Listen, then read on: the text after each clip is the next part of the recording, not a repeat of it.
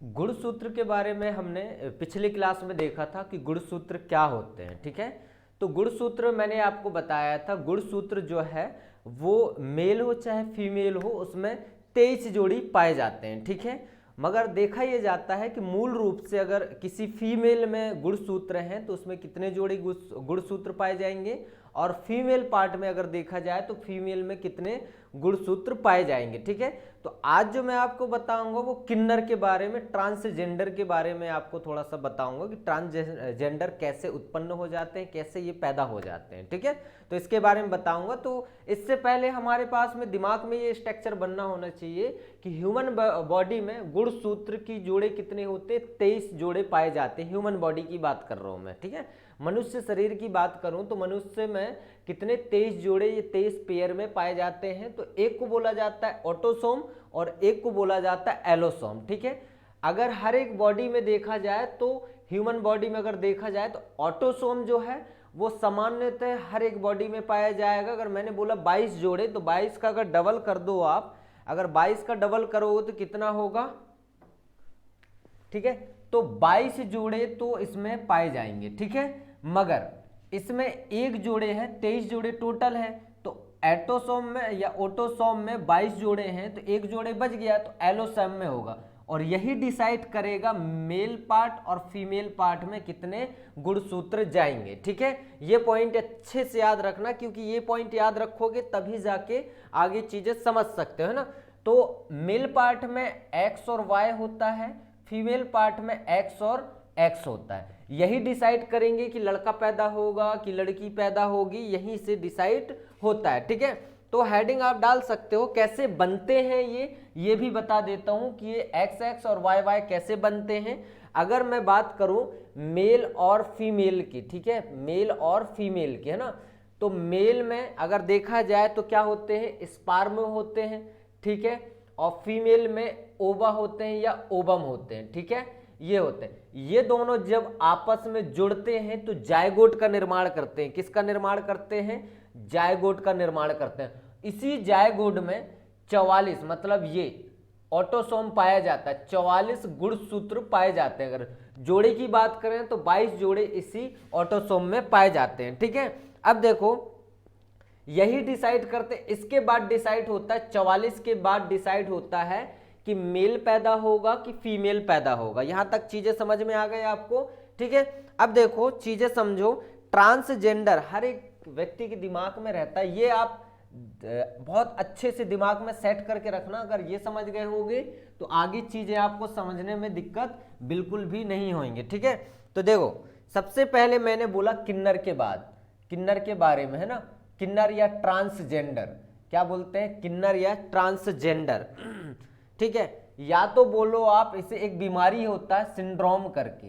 कौन सी बीमारी, सिंड्रोम। ठीक है, पढ़े लिखे लोग जो एजुकेटेड लोग होते हैं वो सिंड्रोम ही नाम यूज करते हैं। ठीक है, ये बीमारी एक तरफ से ग्रुप के द्वारा बीमारी बन जाता है। तो मैंने क्या बोला, जो फादर है, फादर में कितने गुणसूत्र पाए जाते हैं या कौन कौन से गुणसूत्र होते हैं, एक्स और वाई होता है। ठीक है, अगर मदर की बात करें तो मदर में कितने गुणसूत्र होते हैं, कौन कौन से गुणसूत्र, एक्स और एक्स होते हैं। ठीक है ना। अब देखो मैंने आपको बताया था दो चीजें, आपको बहुत अच्छे से बताया था, ऑटोसोम के बारे में और एलोसोम के बारे में। ठीक है, ऑटोसोम और एलोसोम के बारे में समझना। इसमें कितने जोड़े होते हैं, 22 पेयर पाए जाते हैं। ठीक है, 22 पेयर, और इसमें एक पेयर होता है तो एक P4 पेयर, है ना। तो यहां से ये डिसाइड होगा कि फीमेल पैदा होगा कि मेल पैदा होगा। ठीक है, सेल में कभी प्रॉब्लम्स आ जाते हैं तो सेल में प्रॉब्लम के वजह से ही ये चीजें बनते हैं। अब देखो मैंने बताया 44 प्लस 44 के साथ मैंने जोड़ दिया एक्स और वाई जोड़ दिया। तो 44 के साथ जब एक्स और वाई जुड़ा तो क्या कौन पैदा होगा, तो एक्स और वाई किसका गुणसूत्र है, तो जानते हो लड़का का गुणसूत्र है ना।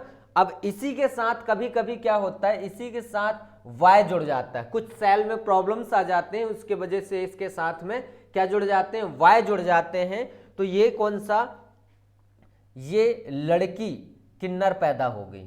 ठीक है, सेल में प्रॉब्लम की वजह से होते हैं, लड़की किन्नर पैदा होगा यहां पर। है ना।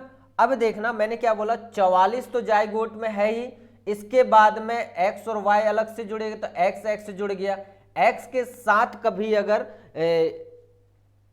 वाई, सॉरी एक्स और वाई है ना, यहां पर एक्स एक्स होगा ना, एक मिस्टेक, एक्स एक्स, एक्स और वाई हो गया, एक्स और वाई में अगर देखा जाए प्लस के साथ में ऐड कर दूं तो 44 गुणसूत्र के साथ एक्स और वाई जब जुड़ा तो एक्स वाई के साथ मैंने बोला एक्स जुड़ गया, तो ये कौन सा जेंडर, मतलब कौन सा जेंडर में, तो लड़का वाला जेंडर किन्नर पैदा होगा। ठीक है, ये एक बार और समझ लो इसे, मैंने बोला एक पेयर जो है एलोसोम यही डिसाइड करता है कि लड़का होगा कि लड़की होगा। ठीक है, मेल में, मेल पार्ट में अगर देखा जाए मेल में तो एक्स और वाई गुणसूत्र होते हैं, फीमेल में अगर देखा जाए तो एक्स और एक्स गुणसूत्र होते हैं। ठीक है, अब देखो यही डिसाइड करते हैं, कभी कभी सेल जो होते हैं सेल में प्रॉब्लम्स आ जाते हैं।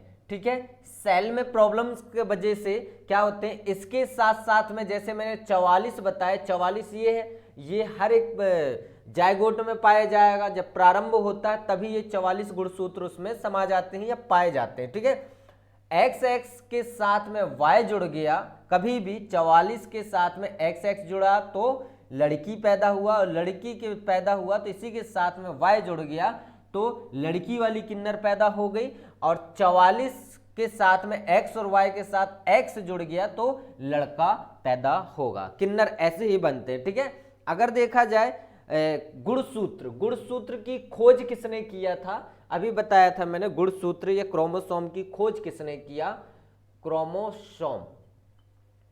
ठीक है, क्रोमोसोम की खोज वल्डेयर ने किया था, ये याद रखना। ठीक है, वल्डेयर ने किया था इसकी खोज।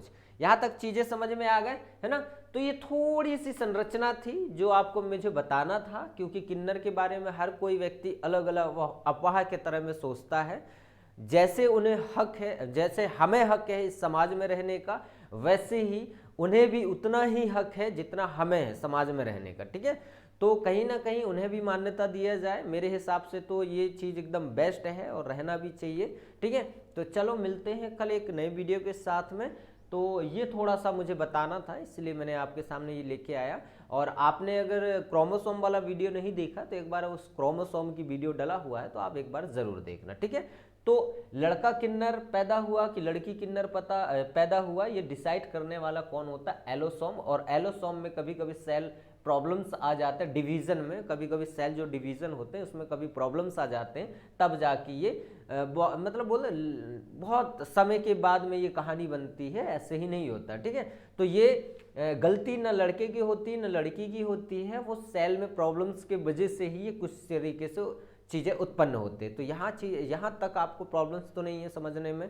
ठीक है, आगे चल के मैं कोशिश करूँगा कि सेल का पूरा चैप्टर, सेल का है ना, सेल का या कोशिका का पूरा चैप्टर आपको मैं पढ़ा दूं, तो आपके क्वेश्चंस जितने भी बनते हैं वो बनना बंद हो जाएंगे। ठीक है, दिमाग में बनते कि अरे यार ऐसे ही हुआ तो ये होगा, तो वो सारी चीज़ें अपन को क्या करना है, अच्छे विधिवत रूप से पढ़ेंगे तो दिक्कत नहीं होंगी। ठीक है, हर एक व्यक्ति सोचता है कि यार पढ़ाई कैसे करें, पढ़ाई करने के लिए आपको सोचना थोड़ी ना है भाई मेरे, आपको पढ़ाई तैयारी चालू कर देना है। पढ़ाई में ये टेंशन होनी चाहिए जीवन में कि मुझे ये जॉब चाहिए, मुझे ये जॉब चाहिए और इतने समय में चाहिए, तब आपकी पढ़ाई होना चालू हो जाएगा। अब आपके जीवन में कोई चिंता ही नहीं है, कोई फिक्र नहीं है, तो जॉब कहाँ से लगेगी। 101%, हाँ ठीक है अभी रखो, कुछ देर के बाद में पढ़ लेंगे, ये दिमाग में चीज़ें सेट होती है। ठीक है, चलो मिलते हैं कल और